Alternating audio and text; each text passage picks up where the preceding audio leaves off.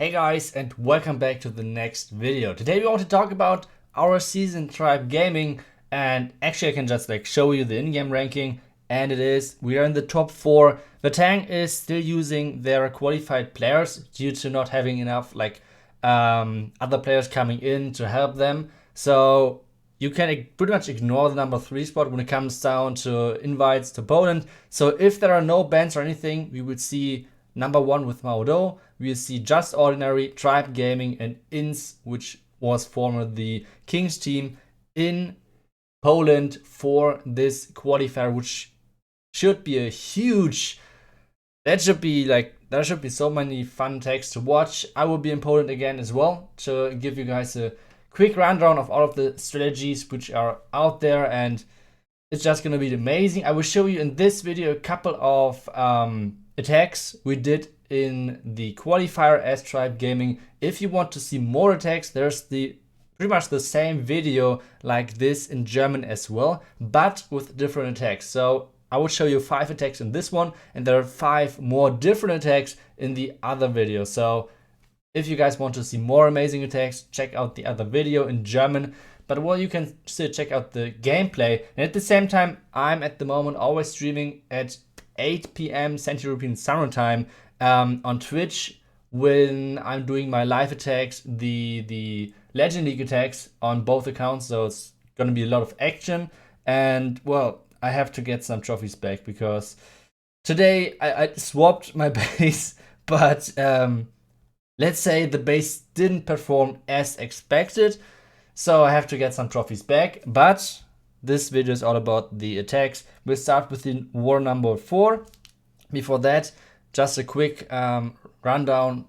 328 stars, and that were like the results we had. Pretty good, especially the 40 and the 41 stars. And no, we had not a single town hall 11, 10, 9, whatever against that. All of them had 12s in there. So yeah, nothing in there, I guess. And let's start with the first war. We are starting with war number 4. I will try to give you as many different attack strategies as possible, but mainly it got like Suilalo, Electron, stuff like this. It's so powerful right now, so that got used a lot. And let's check out the first attack. It's going to be from Vale, an Electron attack, and with 2 clone spells. Like, you can change that pretty much up. It depends on the value you're trying to aim for. On this one, he's trying to get the entire core. So he's trying to get everything over here. The issue is that he can't get there without getting his heroes the value he's trying to get right now, because he needed the air defense. Now he's placing a couple of loons, so he has so he makes sure that there are no black mines left. Then he can drop the blimp into the core, and one insane move as well. Check out this baby dragon. The loons will die and the slammer will go into the core, which means there's no air troop or whatever next to the baby dragon, which means the baby dragon should kill the Inferno Tower. So this is like a 1 million IQ move. You see the blimp is getting next to the core, soaking up all of the red and black mines and whatever. The core is completely gone. The baby dragon got rid of the Inferno Tower, even though there were no loons at all. And this base is pretty much, it's already gone. There are 2 Inferno Towers left, yes, but nothing, not that much else. So it's insane. Still 3 air defenses, but this Electron was insane. Holy cow. Now he's coming with the Lalo, only 3 haste spells, so even though there's not that much left, it's still really tricky to make sure that you activate the Town Hall correctly, that you haste your loons into the correct defenses, because if your loons are circling the Town Hall can deal a lot of damage, so that's super important to get the loons into the Town Hall. Now everything is flying into the Town Hall with the haste spell, and Town Hall is gone. Warden ability really nicely. Right now the loons combined with a level 40 Warden is insanely strong, so you have to make sure that you don't have those stacked cores like this guy had, with all of the Expos, the Eagle, the Queen. pretty much everything in the core, and especially you need to like spread out your core a little bit more just to prevent some of the Electro Dragon bounces. Otherwise, well, I guess you can see what happens otherwise. So that's going to be the first attack. The second one is going to be a DragBat attack on number 15. So we have a DragBat attack coming, which is this one right now. Then we have a Queen Charge Miner, Queen Charge Lalo, and a P.E.K.K.A Smash coming as well. I guess a lot of guys know already that I'm always like bashing the P.E.K.K.A Smash strategy because I don't like it, that it's like so strong and pretty much works on every single base. But sometimes you have to use it if you want to triple.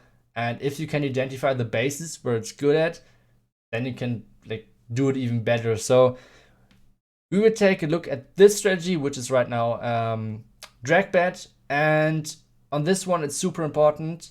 If you want to use this strategy, it's super important to check out the location of the wizard towers. For example, we have all of the wizard towers over here, like 2 of them.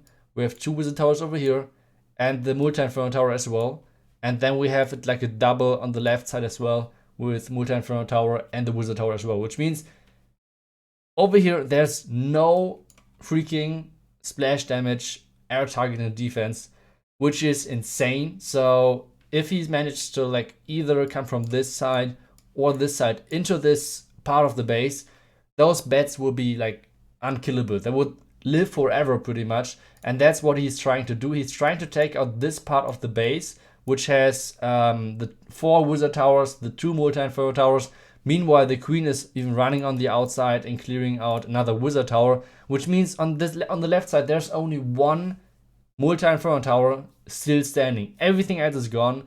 The dragons are going through the CC like nothing. Whenever you're using DragBat, don't bring a poison spell. That's normally like, you don't need to. There's no reason to bring a poison because dragons are doing the splash damage. So even if there are mass archers in there, they don't really care that much.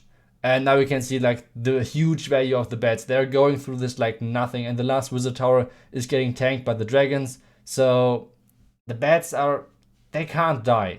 They just can't die. There's so many of them. The dragons are helping as well. In the end, the wizard tower is like not getting tanked or anything, but still, the bats got the value. And this is just an insane overkill once again. Super nice plan. And seeing that the wizard towers were like so one-sided. So if you want to try to defend bat drags, which is normally like a pretty much like default case, and overall versus bats in general, then you should spread out your wizard towers and make sure that you can't freeze wizard towers and inferno towers at the same time. That's a huge thing. So that was this war. We can check out the next one. On this one is going to be the Queen Charge Miner attack. We will check out number 1 from Rene. And this is a pretty much like a pretty familiar base, let's put it like this. It's one of those really popular in the dark bases, which got copied a lot. So it's even better if you know how to triple that one. And he's doing with the Queen Charge Miners. There are a lot of ways on how to do it out there at the moment. Using really early rage, just to make sure, because man, the Warden is so strong at the moment. That's insane. Like level 41 on defense is huge. He's taking away from a max queen like nearly 20% health with 1 shot. So you're getting surprised really easily by the damage output of the Warden. So we will take a look at the Queen Charge now. The Sweeper is helping that the healers will stay out of the range of the air defense, which went down in the beginning. So we can check out the Queen Charge itself. Now he's trying to funnel with his king, that he's clearing out this side. And meanwhile, the queen is clearing out this part of the base, which means you can see like the pathing for the miners is pretty like slim right through there. And the queen and the warden and the king together, making sure that the miners are getting funneled together into the town hall and then into the last 2 inferno towers. Healers even switched, so miners are pretty much unkillable. Even though there are a lot of ground skeletons, it shouldn't matter. He didn't even use the warden ability. Even if the miners are coming up again, while the Gear Bomb is like exploding, it still doesn't matter because the 40 warden keeps them alive pretty easily, so that's like no problem at all. And once again, like the pathing for the miners is pretty nice, right through the core of this base, since the queen took out this part and the king this part. So it's really nice pathing for the miners, nicely done. And we will speed through the rest of this attack because, well, this is just like miners digging through the base, completely smashing everything. Healers are tanking even for the miners. And even though the miners didn't really go immediately to the Inferno Tower, this is still going to be a triple. So nicely done by Rene. And we are checking out the next attack, which is going to be a Queen Charge Lalo attack in the number 6 war. And let's take a look at this. Boom, once again. I think he's in the German recap as well, if you want to see another attack from him. Over there he did Queen Charge Lalo as well. He's like a god at this. And he's using the P.E.K.K.A to funnel, which isn't like that normal. Normally you try to get a cheaper funnel, especially when you do a Queen Charge Lalo, because he only has 17 loons. He has the Slammer as well, which is normally filled with loons as well. But still, not too many loons in there, especially when he's like bringing a couple of coconut loons or something like that. Then freezing to make sure that his war breakers are coming in. Really, like dodging the small bomb with his war breakers, which was really crucial in that part, and then taking out the enemy Inferno Tower, the enemy queen with this charge, and then he can still like jump into the core, into the back side of this base. He can reach the last Inferno Tower, he can reach the AD depending on how the queen is jumping, but at the same time you can see the pathing which he's creating for his loons. So he took out everything pretty much on the right side, and now he can drop this. Wait, this is like this. He can drop now the Slammer onto the Tesla and the mortar, and the Slammer will go 100% to the Town Hall as soon as he's starting to come in with his Lalo part from the air defense. So he's like having like two different pathing, like two different groups, the Slammer and the main Lalo part. So that's really, really nicely done. Queen is still going, is not jumping in this compartment so far to get the air defense, but she's going to the sweeper next to the Town Hall, which means the sweeper is gone as well. Everything is coming on, like, grouping up onto the Town Hall, and then nice warden ability to get everything together. Still a rage and a haste spell left. He does not have to use the rage onto the queen because there are no healers left, which means he can use all of the rest of the spells onto the loons, which he's doing really nicely, and then the rage onto the last couple of defenses. So nicely done from Boom. And the next triple with the Queen Charge Lalo. And like I said, we have one attack left, and this is going to be a P.E.K.K.A smash. And we will speed through the rest of this cleanup while the king is like, when it comes down to cleanup and on air attacks, the king is the most annoying thing to clean up because he's so tanky and the minions will take ages for that. So it's super annoying. So the next one is going to be on number 6 from Rene again. And this is going to be a P.E.K.K.A smash.